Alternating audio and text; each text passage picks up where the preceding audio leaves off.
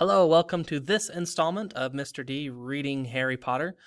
Yesterday we started with the team captain of the Quidditch team, Wood, who is showing Harry the ropes of the Quidditch field. So this is me. You can see the Quaffle and the Bludgers are to the side with the Bludgers Club. And in the background there's the three hoops that they use to score points. And however, I don't see the golden snitch. So you have to keep an eye out for that. So you think you've got all that?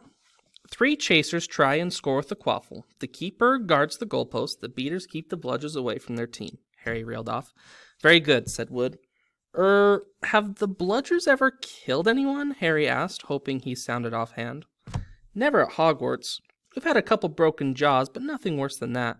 Now the last member of the team is the Seeker. That's you. And you don't have to worry about the Quaffle or the bludgers, unless they crack my head open.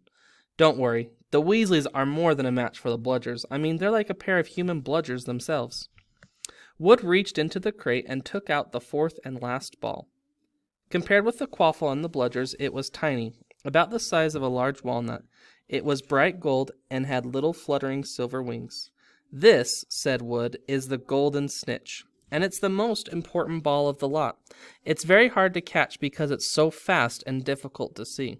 It's the Seeker's job to catch it. You've got to weave in and out of the chasers, beaters, bludgers, and Quaffle to get it before the other team's Seeker.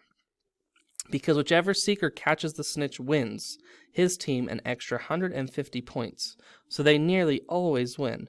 That's why Seekers get fouled so much. A game of Quidditch only ends when the snitch is caught, so it can go on for ages. I think the record is 3 months. They had to keep bringing on substitutes so the players could get some sleep. Well, that's it. Any questions? Harry shook his head. He understood what he had to do all right. It was doing it that was going to be the problem. We won't practice with the snitch yet, said Wood, carefully putting it back inside the crate. It's too dark. We might lose it. Let's try you out with a few of these. He pulled a bag of ordinary golf balls out of his pocket, and a few minutes later he and Harry were up in the air, Wood throwing the golf balls as hard as he could in every direction for Harry to catch. Harry didn't miss a single one, and Wood was delighted. After half an hour, night had really fallen, and they couldn't carry on. That Quidditch Cup will have our name on it this year, said Wood happily as they trudged back up to the castle. I wouldn't be surprised if you turn out better than Charlie Weasley, and he could have played for England if he hadn't gone off chasing dragons. Perhaps it was because he was now so busy, what with Quidditch practice 3 evenings a week on top of all his homework, but Harry could hardly believe it when he'd realized he'd already been at Hogwarts 2 months. The castle felt more like home than Privet Drive had ever done. His lessons, too, were becoming more and more interesting now that they had mastered the basics. On Halloween morning, they woke to the delicious smell of baking pumpkin wafting through the corridors. Even better, Professor Flitwick announced in Charms that he thought they were ready to start making objects fly, something they had all been dying to try since they'd seen him make Neville's toad zoom around the classroom. Professor Flitwick put the class into pairs to practice. Harry's partner was Seamus Finnegan, which was a relief because Neville had been trying to catch his eye. Ron, however, was to be working with Hermione Granger. It was hard to tell whether Ron or Hermione was angrier about this. She hadn't spoken to either of them since the day Harry's broomstick had arrived. Now don't forget that nice wrist movement we've been practicing, squeaked Professor Flitwick, perched on top of his pile of books as usual. Swish and flick, remember, swish and flick. And saying the magic words properly is very important, too. Never forget Wizard Barufio, who said S instead of F, and found himself on the floor with a buffalo on his chest. It was very difficult. Harry and Seamus swished and flicked, but the feather they were supposed to be sending skywards just lay on the desktop. Seamus got so impatient that he prodded it with his wand and set fire to it. Harry had to put it out with his hat. Ron, at the next table, wasn't having much more luck. Wingardium Leviosa, he shouted, waving his long arms like a windmill. You're saying it wrong, Harry heard Hermione snap. It's Wingardium Leviosa, making the gar nice and long. You do it then if you're so clever, Ron snarled.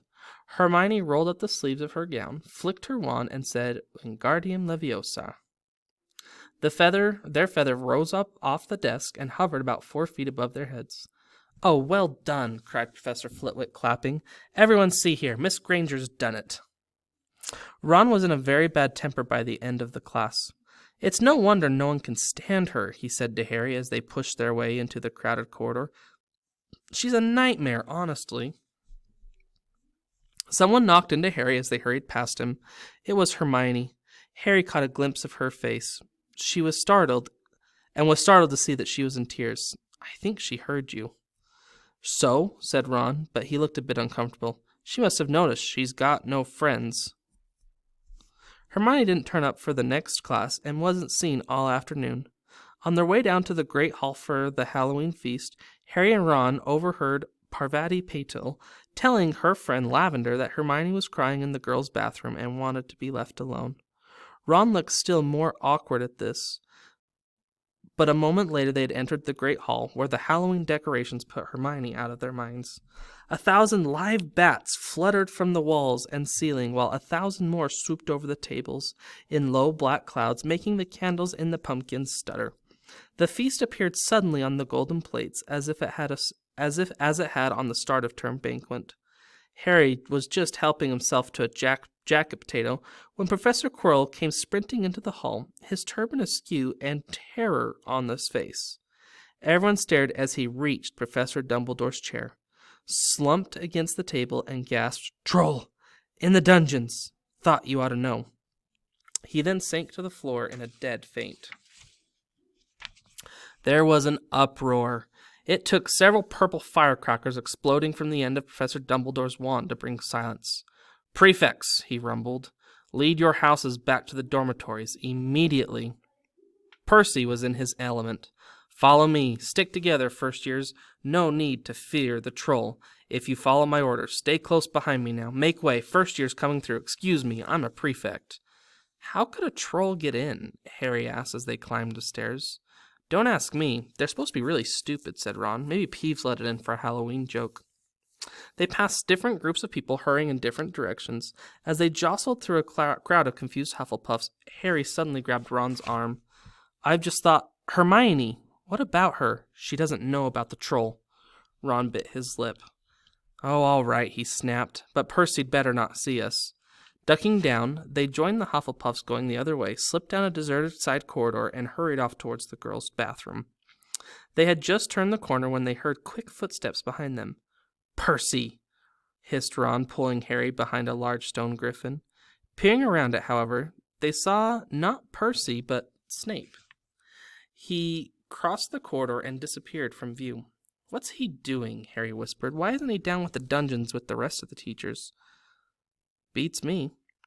Quietly as possible, they crept along the next corridor after Snape's fading footsteps. "He's headed for the 3rd floor," Harry said, but Ron held up his hand. "Can you smell something?" Harry sniffed, and a foul stench reached his nostrils, a mixture of old socks and the kind of public toilet no one seems to want to clean. And then they heard it. A low grunting and the shuffling footfalls of gigantic feet. Ron pointed. At the end of a passage to the left, something huge was moving towards them. They shrank into the shadows and watched as it emerged into a patch of moonlight. It was a horrible sight. 12 feet tall, its skin was a dull granite gray, its great lumpy body like a boulder, with its small bald head perched on top like a coconut. It had short legs thick as tree trunks with flat horny feet. The smell coming from it was incredible.